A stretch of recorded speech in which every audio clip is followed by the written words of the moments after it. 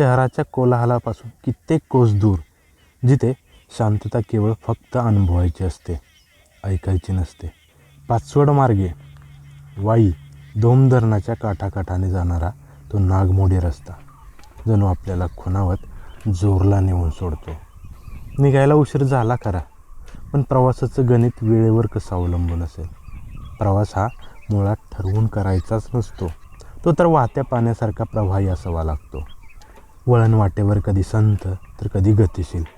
निसर्ग आपल्याला हेच तर शिकवतो. उराटी चढणे सगळे, दमसुद्धा लागलाय जरा, म्हणजे छाती भरून येते. प्युअर हवा आहे एकदम, इतका ऑक्सिजन की शरीर सहन करत नाही. हा प्रवास कधी एकट्याचा नसतो. सभोवतालचा डोंगर, झाडं आणि वारा हे सोबतीला असतातच. ज्याला या सोबतीची मज्जा कळली त्याला सुखाची खरी व्याख्या कळली. काय म्हणला? लवकर निघू म्हणजे अंधाराचा प्रॉब्लेम व्हायचा नाही. आणि आमचं कसं डुगुडुगु जरा शांत हळूहळू असतंय काम. हो, आपण पण हळूहळूच येणार आहे. चालते. आणि आमचे हे पिल्लं चालतात ना? हो, पिल्लं पाहिजेत तर आपल्यापेक्षा जोरात चालणार ते. ठीक आहे, मग त्यांना तयार करतो आणि येतो मग तिकडे. हो चालेल. तर मंडळी, आज आहे शनिवार, सुट्टी का दिन. म्हणतं करतंय आराम करावा आणि एक मन म्हणतंय चल फिरायला. उद्या पण सुट्टी आहे, महाशिवरात्री उद्याच आहे. त्याचंच निमित्त साधून गणेशला एक ट्रिप सुचला होता की आपण जोर ते महाबळेश्वर पायी ट्रेक करूयात. त्याच्या बहिणीचं गाव तिथे आहे, तो गेला आहे बहुतेक वेळा तिथे, असं त्याचं म्हणणं होतं. तर गणेशचा शब्द आहे त्यामुळं मी काय टाळू शकत नाही. मस्त इच्छा आहे माझी की आज निवांत झोपावं, पण आपल्या ते ब्लडमध्ये नाही आहे. झोपायचं आहे संध्याकाळी. थकून झोपल्याला कधी पण चांगलं. आळस येऊन झोपण्यापेक्षा ते कितीतरी भारी आणि तशी झोप पण छान लागते. तर पुन्हा एक नवीन ट्रेकसाठी मी तर तयार आहे बाबा. बघूयात आणखीन कोण कोण आपल्याला येऊन मिळत आहे. 2 तासाची चढाई असणार आहे. ती उद्या सकाळची पहाटे निघायचं आणि आज संध्याकाळी तिथं जाऊन पायथ्याला मुक्काम करायचं आहे असं ठरलं आहे. तर बघूयात वाटेत काय काय आपल्याला अजून पाहायला भेटतंय.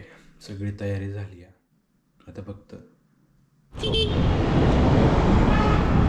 गणेश मागून येतोय तो आणि त्याची पिल्लं. तिथं जाऊन आपल्याला 1 तास उशिरा मिळणार, म्हणजे कमी मिळणार आहे. जो आपण 1 तासात जाऊन सेटिंग करणार होतो. हरकत नाही, पण तिथं पोचणं महत्त्वाचं. अगदीच काय रिमोट एरिया नाही आहे. निघायला 2 तास उशीर झाला.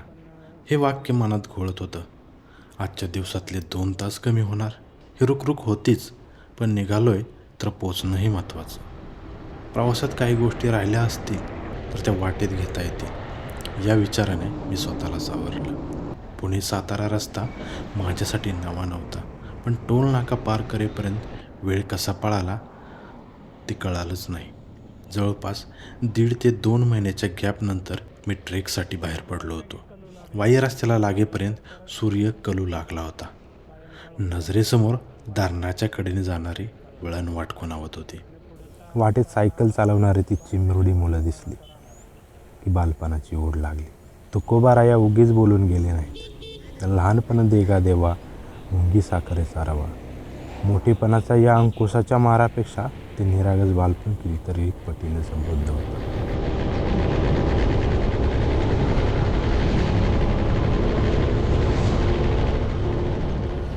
उन्हाच्या कडाक्याशिवाय सावलीचं मोल समजत नाही. एकट्याने प्रवास करताना अनेकदा स्वतःचाच नव्याने परिचय होतो. वाटेत लागणारी छोटी गावं, तिथली साधी माणसं आणि त्यांचं जगणं जवळून निहाळता येतं. चालू आहे ना? नाही चालू आहे ना काय रस? ते आजवणी काढायचं, आधी काढून नाही. नाही, पण चालू आहे ना. चालू 2 करा. पण मन कुठेतरी विषण्ण होतं. नाही. विकास नावाच्या शब्दामागे धावताना गावं बदलली आहेत. तरुण पिढी शहराच्या सिमेंटच्या जंगलात हरवली आणि गावात उरली आहेत ती फक्त जाणती माणसं. या वडीलधाऱ्या पिढीनंतर गावं अशीच राहतील का? हा विचारही भीतीदायक वाटतो. प्रत्येकासाठी विकासाची व्याख्या वेगळी असेल, पण त्यात समाधान मिळेलच याची शाश्वती कोणाकडंच नाही. आजच्या या धकाधकीच्या जगात नातीगोती, मित्र आणि माणसासोबत असूनही माणूस आतून एकटाच असतो. ज्याला या एकटेपणात जगता आलं त्यालाच समाधानाचं मुळगं बसलं. कोणाला हे समाधान कुटुंबात सापडेल, कोणाला नोकरीत, तर कोणाला अभ्यासात. पण माझ्यासाठी मात्र ते निसर्गातच दडले. हा निसर्ग मला आईच्या कुशीसारखी सुरक्षितता देतो. माणसाचं अस्तित्व निसर्गातूनच सुरू होतं आणि त्याचा अंतही तिथंच.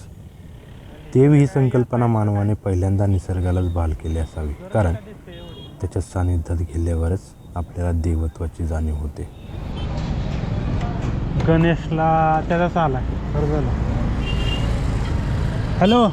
हां, काय वाईच्या गणपतीच्या नाही का मंदिर आहे त्याच्या रोडने लेफ्ट साईडनं आलोय पुढं. बरोबर गणपतीला जायचंय आता? नाही आत्ता नाही जायचं, आत्ता आपल्या मार्गाने जायचं पुढं. मग मी स्टँडच्या रोडला आहे. स्टँड ती कमान नाही का मोठी, तिकडे कशाला गेलाय? आपल्याला ते इकडूनच जायचंय ना, नदीच्या डावीकडनं. हां, मग इथून रस्ता आहे मधनं गावातून. गावात तिकडे येऊ का मी? हां, ते नाही का चौक आहे दीपमाळ्यासारखा, हा. तिथून लेफ्ट मंदिराच्या डाव्या बाजूनच, नदीच्या डाव्या बाजून. थांबा तिथं चालू. हो. चला आलोच. काय घ्यायचंय का? दही का पुढं घेऊ की? बघा पुढं हॉटेल बघा ना.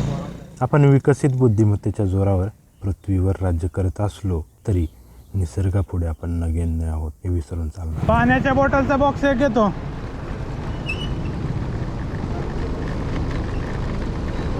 ऑलमोस्ट सूर्यास्त इथं होईलच थोड्या वेळात. दोन धरणापर्यंत जाईपर्यंत होणार. माझा नेहमी अट्टास असतो, जिथे जाईल तिथला सूर्योदय आणि सूर्यास्त साठवून ठेवायचा. सूर्य तोच असतो आणि प्रत्येक कोनाड्यातून त्याचं रूप वेगळं भासतं.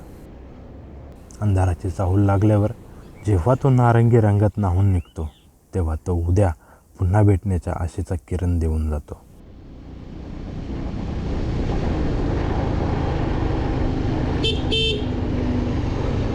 धोम धरणाच्या काठावर पोचलो आणि सूर्याचं ते तेजस्वी रूप आता सौम्य झालं होतं.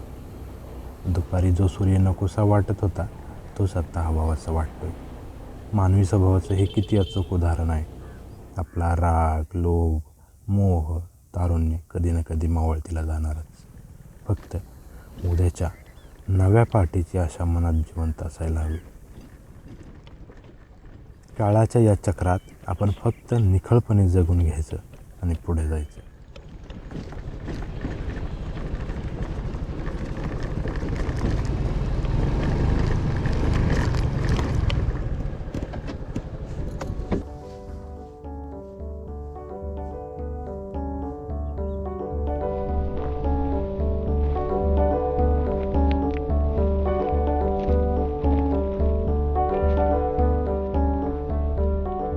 आत्ता समोर काळोख असला तरी उद्याचा सूर्य नवीन प्रकाशाची वाट दाखवेलच. हीच तर जगण्याची खरी उर्मी आहे.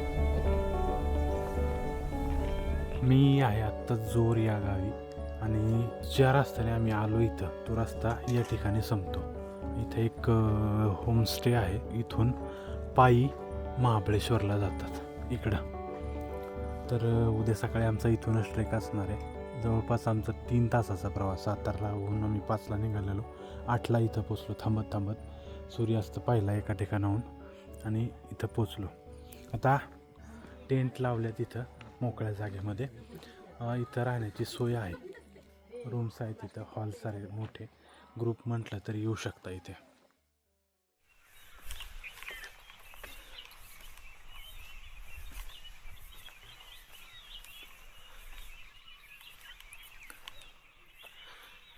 रात्री मी या रस्त्याने आलो आणि इथं बेस कॅम्प आहे जोरचा. आणि या रस्ता 4 व्हीलरचा हा इथं संपतो आणि इथून पायवाट सुरू होते आणि जवळपास तो दिसतोय का डोंगर, तिथं आपल्याला जायचं ते झाड टोक, ते आपलं आजचं लक्ष आहे.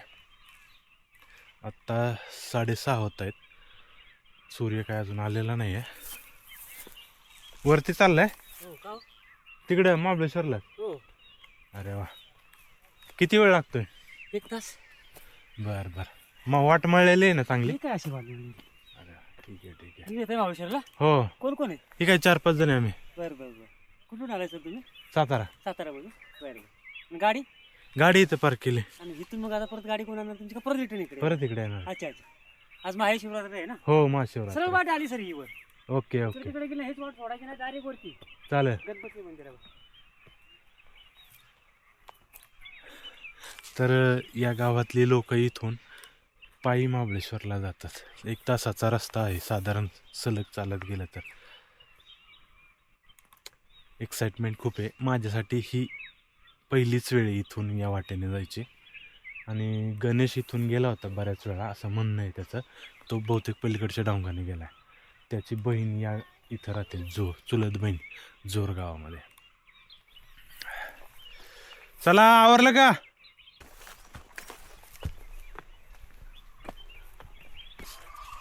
काय झालं? चला, काय झालं? चला चला चला.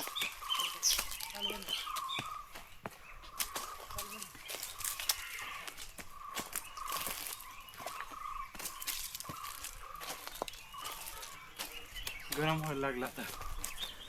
आपण अनेकदा जगाला जिंकण्याच्या ओढीत स्वतःलाच मागे सोडून देतो. मनात विचारांची आणि जबाबदारीची इतकी गुंतागुंत निर्माण होते की आपल्याला हे ओझं वाटतं, कधी उतरणारच नाही. पण निसर्गाचा नियम आहे, रात्र कितीही गडद असली तरी ती सरणारच असते. काळ कोणासाठी थांबत नाही आणि ही त्याची सर्वात मोठी किमया आहे. तो हळूहळू जखमा भरून काढतो. धावपळीच्या या जगात थकणं ही आपल्याला कमजोरी वाटत असली तरी प्रत्यक्षात तो शरीराने आणि मनाने दिलेला एक संकेत असतो. उराटी चढण आहे सगळे, दमसुद्धा लागलाय जरा, म्हणजे छाती भरून येते. प्युअर हवा आहे एकदम, इतका ऑक्सिजन की शरीर सहन करत नाही. थंडीसुद्धा आहे, गरम पण होतं आहे, पण हे चढण असल्यामुळे खूप जाणवतं आहे. जेव्हा ओझं जड वाटू लागतं तेव्हा थांबण्यात काहीच गैर नाही. बाहेरच्या कोलाहलातून थोडा वेळ बाजूला होऊन स्वतःच्या शांततेत आश्रय घेणं ही हार नसून ती पुढच्या प्रवासासाठी शिदोरी ठरते. आपण आरशात पाहताना चेहऱ्यावरचं सौंदर्य शोधतो, पण खरं तेज हे हृदयाच्या समाधानातून येतं. जेव्हा मन आतून शांत असतं तेव्हा डोळ्यात एक वेगळीच चमक असते. हे समाधान कोणत्याही भौतिक यशात नाही, तर स्वतःला आहे तसं स्वीकारण्यात आहे. आपण इतरांना सहज माफ करतो, पण स्वतःच्या चुकांना मात्र आयुष्यभर कुरवाळत बसतो. तसं पाहिलं तर उन्हाचा हा खूप खडतर ट्रेक होणार, कारण की खूप खडी चढण आहे. आणि आमच्यासोबत 2 लहान मुलं आहेत, गणेश सरांचे, खुद्द गणेश सर आणि मी, असा आमचा 4 जणांचा ग्रुप चालू आहे. पायथ्याला काय वाटलं नाही, खूप ऑक्सिजन येत होता, क्लिअर आणि एकदम स्वच्छ अशी हवा. सूर्योदय पण मस्तपैकी पाहायला मिळाला, जसं अपेक्षित केलं होतं तसं. जरी काल उशीर झाला असला आम्हाला तरी आज आम्ही वेळेत निघालो आहे. 5ला उठलो, आवरलं सगळं, नाश्ता केला, चहा केला आणि मार्गस्थ झालो. फ्रेश होऊन आंघोळ आल्यानंतर करणार आहे. जवळपास 25% आत्ता कवर केलं आहे, अजून 15 मिनटं चाललो आहे. 25% कवर झालं आहे, अजून 75% बाकी आहे. स्वतःला दोष देणं थांबवलं की पुढच्या वळणावर असलेलं निखळ हास्य आपोआप गवसतं. थोडक्यात आयुष्यातली गुंतागुंत खोल असली तरी ती कायमस्वरूपी नसते. फक्त स्वतःला दिलेलं हसत राहण्याचं वचन पाळायचं. तो दिवस नक्की येईल जेव्हा मन हलकं होईल आणि दुःख केवळ एक जुनी आठवण उरेल. कधीकधी एखादा अर्धवट राहिलेलं चित्र किंवा स्केच पूर्ण करण्याचा हट्ट धरण्यापेक्षा ते बाजूला ठेवून शांतपणे निसर्गाकडे पाहणं हे स्वतःला दिलेलं सर्वात मोठं गिफ्ट किंवा आलिंगन आहे असं म्हणता येईल. असं वाटतं का की स्वतःला क्षमा करण्याची प्रक्रिया ही एखाद्या जुन्या चित्रावर नवीन रंग चढवून त्याला पुनरुज्जीवित करण्यासारखं?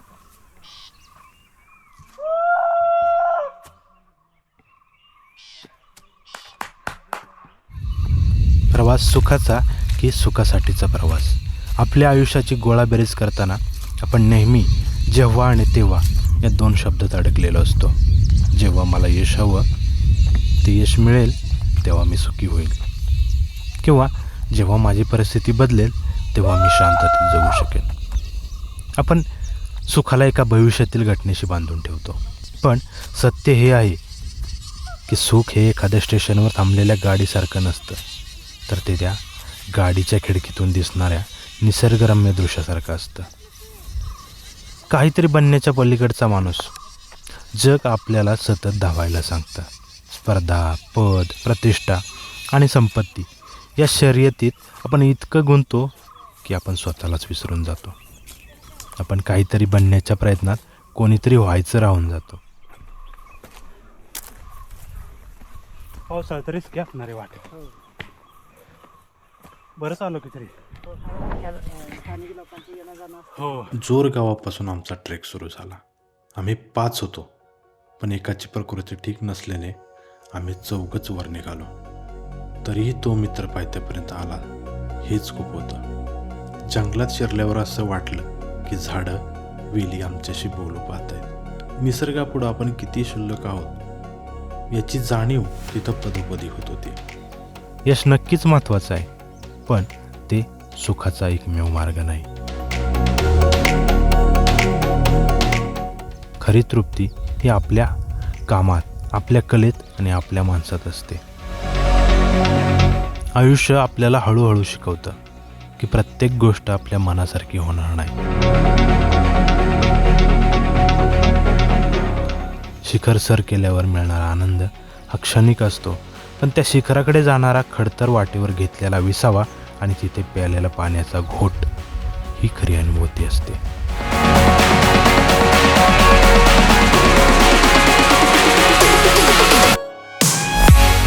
ज्या क्षणी आपण आज आणि आत्ता स्वीकारतो त्या क्षणी आपल्या मनातील अस्वस्थता संपते. कधी कधी सुख हे खूप साध्या गोष्टीत दडलेलं असतं. एखाद्या जुन्या झाडाच्या सावलीत बसणं असो, किंवा सह्याद्रीच्या कुशीत फिरताना येणाऱ्या अंगावर पावसाचे थेंब असो, किंवा कॅनव्हासवर उमटणारा रंगाचा एक फवारा असतो. या साध्या गोष्टी आपल्याला वर्तमानाशी जोडून ठेवतात. थोडक्यात सांगायचं तर सुख हे भविष्यातलं एखादं ध्येय नसून वर्तमानात जगण्याची एक कला आहे.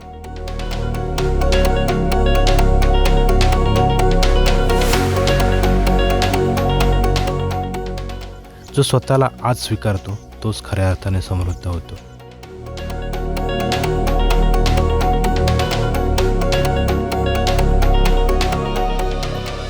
आपल्या व्यस्त दिनचर्येतून थोडा स्वतःसाठी वेळ काढून आपल्या आवडीच्या कलेत किंवा निसर्गाच्या सानिध्यात रमणं हाच कदाचित आनंदी राहण्याचा सर्वात सोपा मंत्र. खडी चढण संपून एक जरा सपाटीचा पॅच लागलाय. फॉरेस्ट आहे पूर्ण कडेने.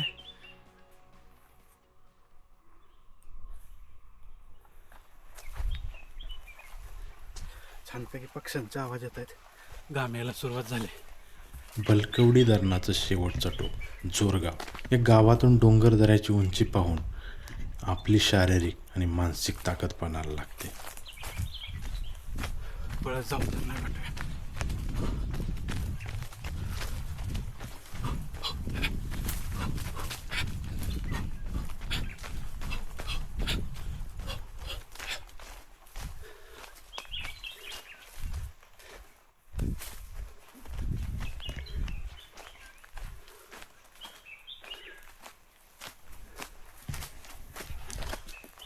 ही मजा आहे या ट्रेकची. हे पक्ष्यांचे आवाज, थंडावा, हिरवळ,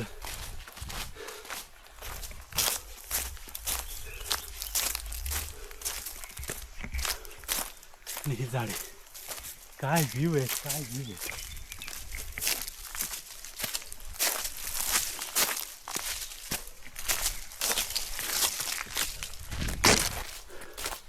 जबरदस्त झाडे.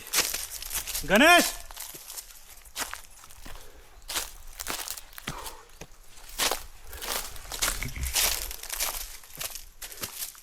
हे बहुतेक वरती थांबतात मंदिरापाशी दिसतंय.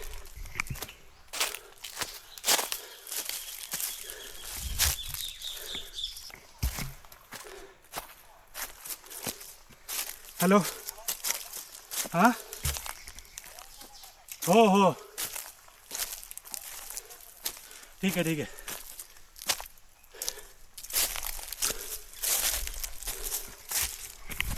आयुष्यातील सर्वात सुंदर अनुभव म्हणता येईल. ही एक मेमरी मिळायला मला जवळपास माझं आत्तापर्यंत आयुष्य खर्च झालं. त्यानंतर हा मिळालेला मला क्षण. मस्तपैकी सूर्याची किरण आत येतात त्या झाडीतून आणि एकदम डेन्स फॉरेस्ट आहे.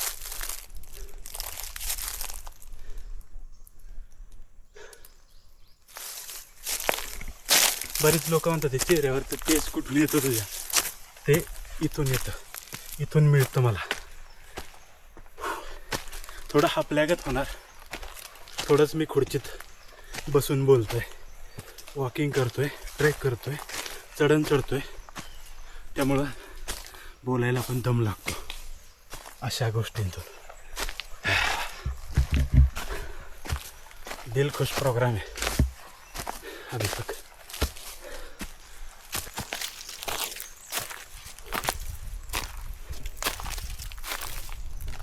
या प्रवासात काय पाहायचं तर हे पाहायचं.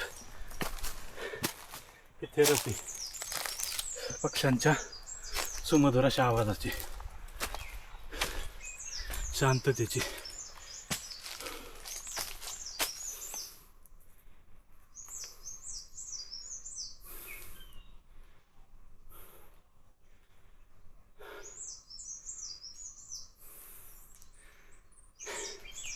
अगदी माझी छातीची स्पंदनं सुद्धा मला ऐकू येतात.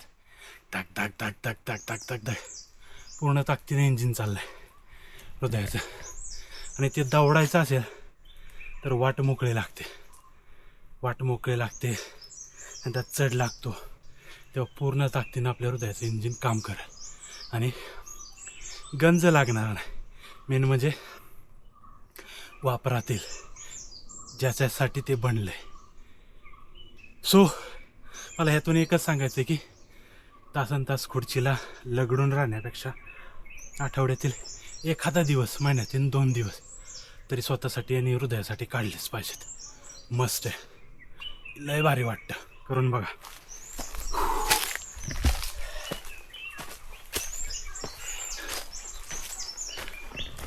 इथे एक पक्षी खूप भारी शिळ घालतोय.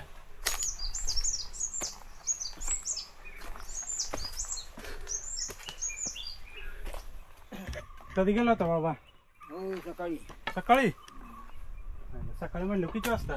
6 वाजता निघतो घरून. होय. 7 वाजता हळूहळू जावं लागतं का? तुम्ही घेता? हा, मी इथनीच निघालो आता वरती. हां, खाली घेता बघायला? हा, बघायला राहत?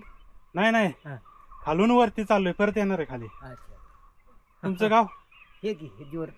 जोर. वय किती? वय हां, वय 50 असेल, 60 तेवढी, 60-50. चालेल चालेल. काय कर? म्हणजे अंधारच असेल तुम्ही निघाला त्यावेळेस. काय 2 मीटर राहायला हवं. हा ना.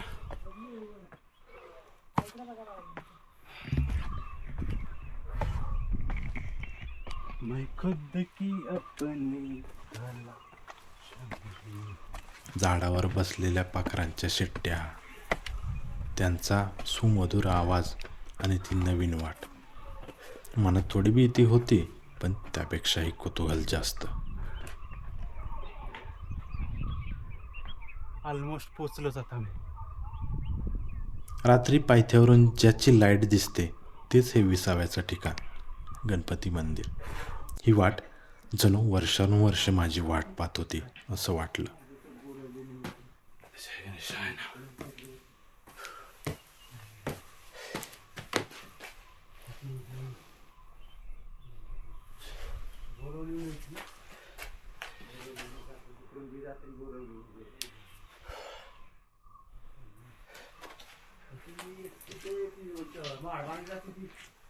इकडे काय जनावराची भीती होती नाही ना?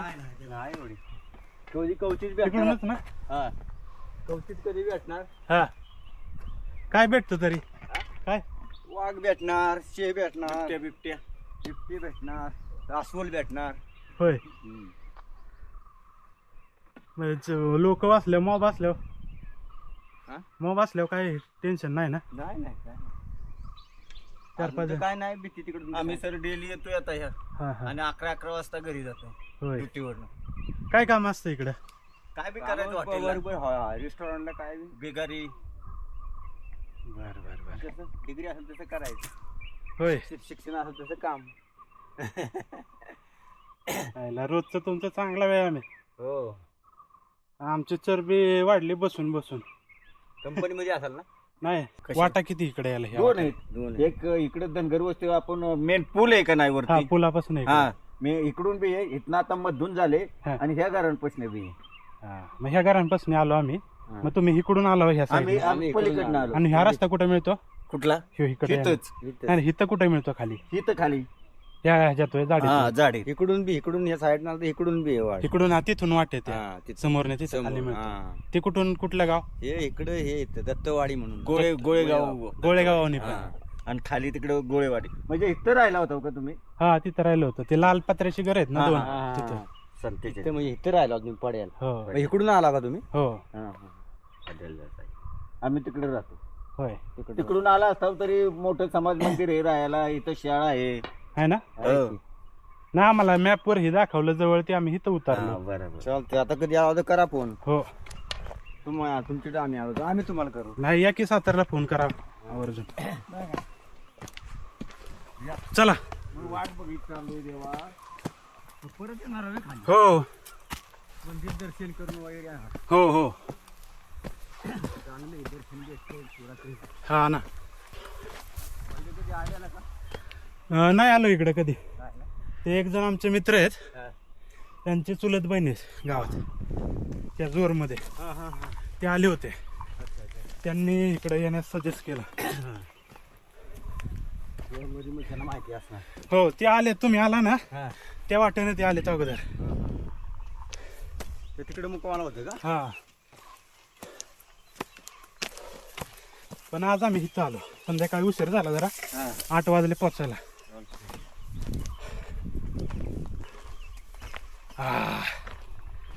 दोन आहे ना. हो ना सवय पाहिजे. तरी आता आला आता काय टेन्शन नाही. हा ना. जाताना असते असते यादील काय नाही. रोजची नाही पण महिन्यातनी 1-2 वेळा असतं. अजून किती राहिले? आहे एकदा 1 मिनिट. या प्रवासात काही अनोळखी माणसं भेटतात. ती देवासारखी धावून येतात. त्यांच्या शब्दामुळेच आपण शेवटच्या टोकापर्यंत पोहोचतो. लय बरोबर चालतंय तुम्ही. तुमची सवय आहे त्यामुळं सव असल्यावर चालणारच की, तुम्ही बी चालणार आहे ना. आम्ही तर 4 बाटल्या आणले तर पाणीच पिलं नाही अजून. वाघवत हे सकाळी सकाळी आला म्हणून पाय नाही लागलं तुम्हाला. आणि झाडी आहे ना याला. हो ना.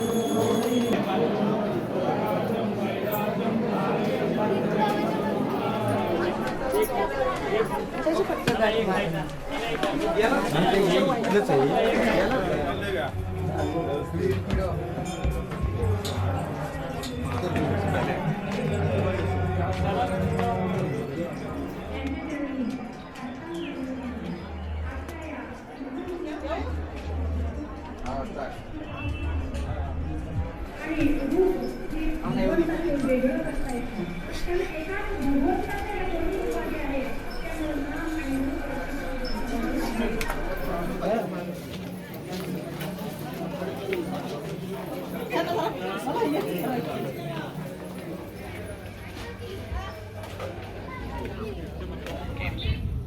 your exciting journey in Mahabaleshwar, we bring you unique game experiences. You will get a 20% discount on every game you can play with family, friends, children, and with many.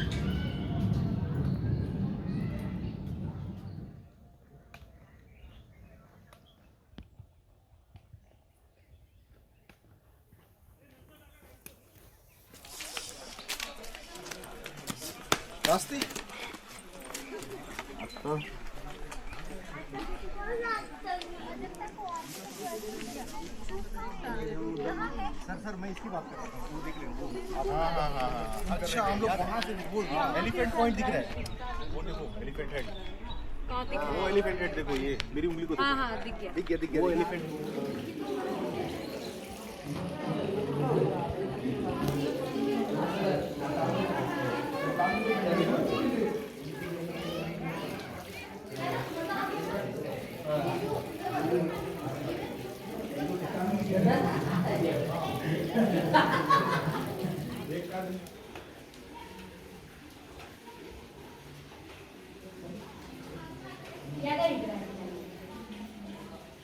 कृष्णामाईच्या मंदिरात गेल्यावर जी सकारात्मक ऊर्जा जाणवली ती शब्दात सांगणं कठीण आहे. ती केवळ कलाकृती नसून हजारो वर्षाची साठवलेली ऊर्जा आहे. शेवटी इतकंच सांगावंसं वाटतं. जर मी जबाबदाऱ्याच्या किंवा आळसाच्या नावाखाली घरीच बसलो असतो तर काय गमावलं असतं.